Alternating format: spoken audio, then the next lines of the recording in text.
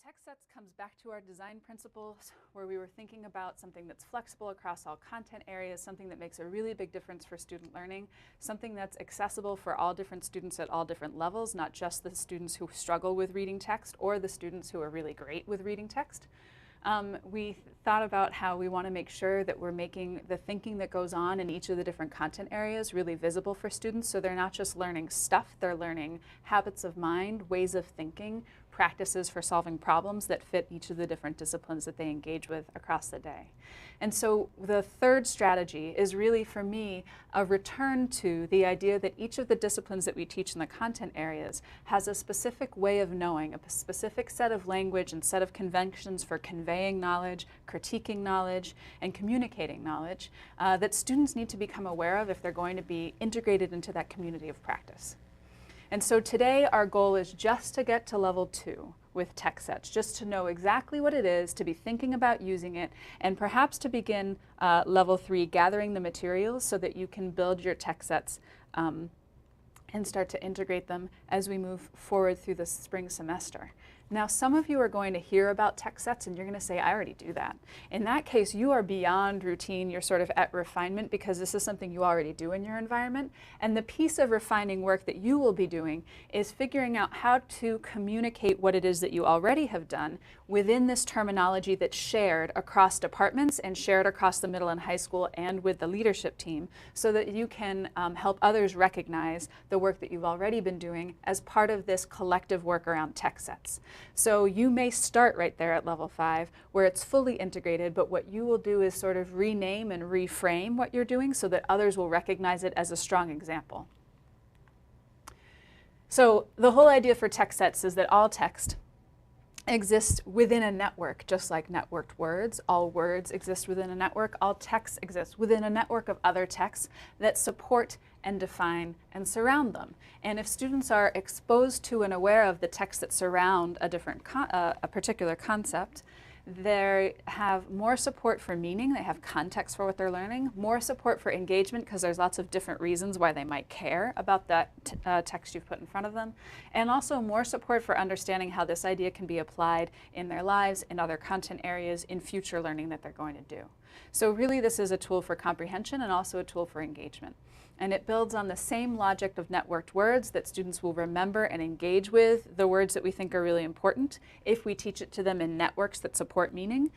The same is true for the text that we need students to be able to be fluent with. We need them to understand where those texts fit in the larger scheme of the world.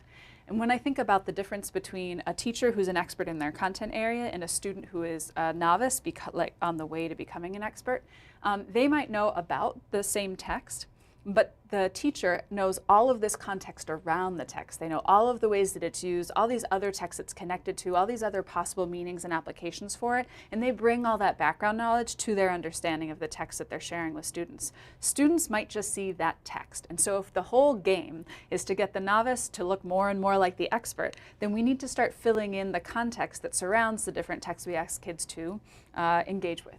So here's what that looks like in real terms. The rules for creating a text set. The first thing is that everything is a text. So the engine in a car is a text. You have to be able to look at it and understand what all of the parts do, what they have to do with each other. If something is wrong or missing or off, you read that scenario the same way that you would read a page of words. You have to be able to look at it and understand what it's telling you. And the same thing would be true if we're talking about gym class. If you are playing a sport, you need to be able to read the field. If you are learning how to do a procedure in a health class, if you are learning how to use a tourniquet, you have to be able to sort of read on somebody's body the signals for where you would put that tourniquet and how you'd know if it was too tight or too loose. We're constantly reading, which just means responding to the symbols around us, or sometimes they are not just symbolic, but they're actually real things in front of us, but constantly reading meaning in the world around us, whether we're reading it on a page or not. So if we take everything as a text, we can think about how a text set is supposed to, this is the rule, it's supposed to add meaning, context, and exposure, okay? And the reason that it does that is that varied exposures are going to scaffold literacy because students will see those words and ideas in simple ways, in more complex ways, and in very sophisticated ways, and they'll have a leg up. It'll scaffold learning because it'll help kids understand why they're learning what they're learning and where that sort of fits in their worlds, in their academic worlds and their outside worlds, and engagement for both of those two reasons. That's true if and only if, that's a convention we stole from mathematics, if and only if the text set that you present to kids is actually coherent. And this is cut off at the bottom, but if it is also used. So what you don't see in the bottom is the words, they are used.